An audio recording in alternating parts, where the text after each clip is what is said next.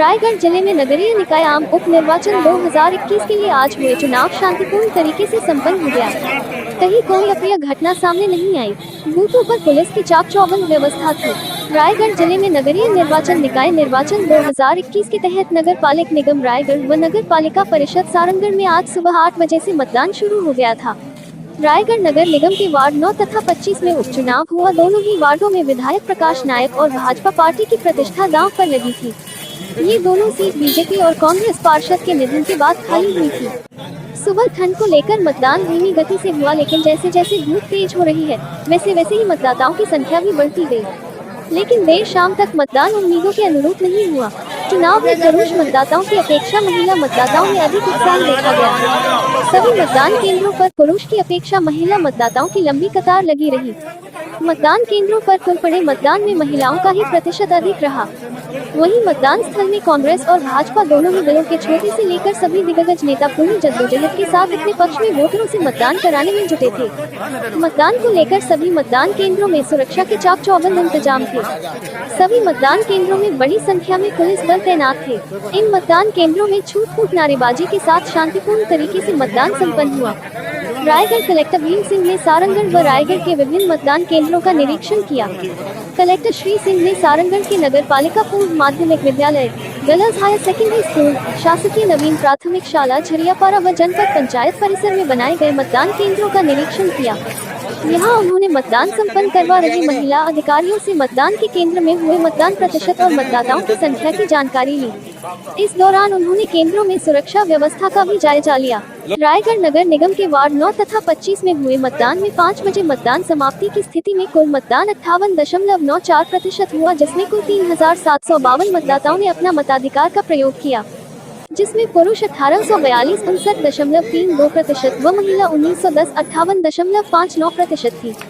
वहीं वार्डवार बात करें तो वार्ड क्रमांक 9 मतदान 63.52% हुआ, जहां 2062 मतदाताओं ने वोट डाले, जिसमें 1009 पुरुष और 1053 महिला थी। इसी तरह वार्ड क्रमांक 25 में 54.16% मतदान हुआ, जहां 1690 मतदाताओं ने मतदान किया। यहां 833 पुरुष और 857 महिलाओं ने मतदान किया। वहीं रायगढ़ के सारंगगढ़ नगर पालिका में भी वोटर्स ने वोट डाला। इसके साथ ही सामनगढ़ के 42 उम्मीदवारों की किस्मत बैलेट पेपर में कैद हो गई। सारंगगढ़ में 79.34% मतदान हुआ है। यहाँ 16,447 लोगों ने अपना मताधिकार का प्रयोग किया है, जिसमें 7,990 पुरुष व 8,457 महिला मतदाताओं वोट डाले हैं। सारंगगढ़ के 15 वार्डों के लिए कुल 42 उम्मीदवार मैदान में थे। बीजेपी कांग्रेस के अलावा जेसीसीजे और कुछ निर्दलीय उम्मीदवार भी चुनाव लड़ रहे थे। बीजेपी कांग्रेस ने सभी सीटों पर अपने उम्मीदवार उतारे थे। इस नगर पालिका में बीजेपी कांग्रेस के बीच ही सीधा मुकाबला था। इससे पहले भी इस नगर पालिका में बीजेपी का ही कब्जा था। सुबह 8 बजे से ही शहर के अलग अलग 24 मतदान केंद्रों में वोटर्स वोट डालने पहुंचे थे। कुछ मतदान केंद्रों में अच्छी भीड़ भी देखने को मिली। अब 23 दिसंबर को वोटों की गिनती की जाएगी। हमारे संवाददाता अधीश रतेरिया और परमेश्वर साहू ने कांग्रेस और भाजपा नेता से बातचीत की तो दोनों ही दलों के नेताओं ने अपने अपने जीत का दावा किया। फिलहाल प्रत्याशियों के भाग्य का फैसला मतपेटी में कैद हो गया है। अब 23 दिसंबर को मतगणना के बाद हार जीत का खुलासा होगा।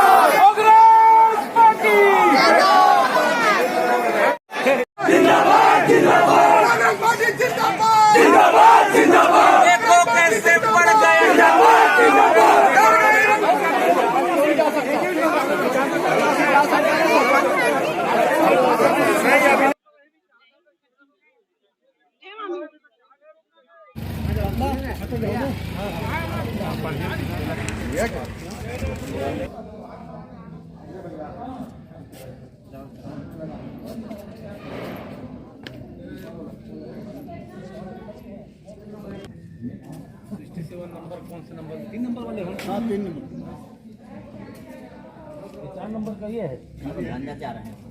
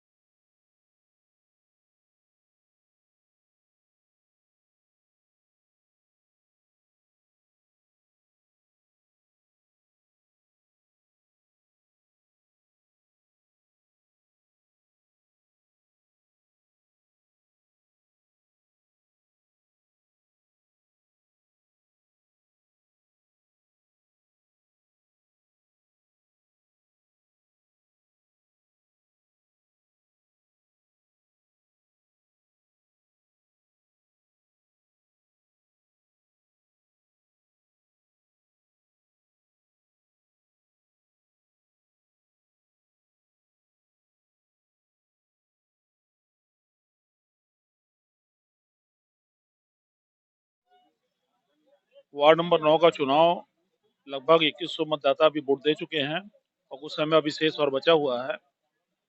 मतदाताओं का रुझान भारतीय जनता पार्टी की तरफ निश्चित दिख रहा है। विशेषकर मुस्लिम समुदाय के लोग, विशेषकर उनकी महिलाएं भारतीय जनता पार्टी को बहुत पोल कर रही हैं। ऐसा लगता है, मेरा ऐसा अनुमान है कि हम इस इलेक्शन को, इस चुनाव को बहुत ही अच्छे मतों से विजय प्राप्त करेंगे।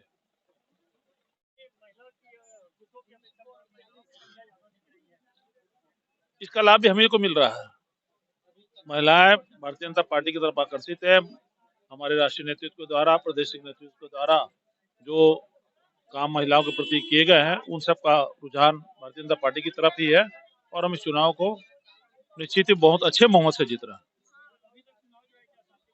हाँ, पूरा शांतिपूर्ण अभी तक था और ऐसी कोई दिक्कत कहीं किसी तरीके से किसी भी तरफ से न कांग्रेस की तरफ से, न हमारी तरफ से नहीं आई है और बहुत शांति में चुनाव हुआ है।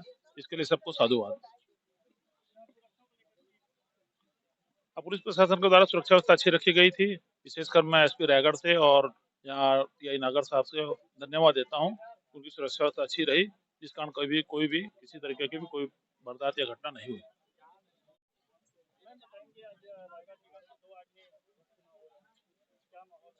आज वार्ड नंबर 9 और 25 में उपचुनाव किया जा रहा है और हमारे विधायक जी के मार्गदर्शन में और दोनों प्रत्याशी को जिता कर ला रहे हैं, क्योंकि हम नगर निगम के अंदर दोनों वार्ड में अच्छे से विकास कार्य किया जा रहा है और छत्तीसगढ़ के शासन में जो हमारा सरकार बैठा है उसके साथ तो हमारे पूरे नगर निगम में भी विकास किया जा रहा है। इसी को देखते हुए हम दोनों प्रत्याशी को भारी मतों से विजयी करके ला रहे हैं और ये हमारी अभी से शुभकामनाएं है कि उन दोनों ने जीत के आ रहे हैं।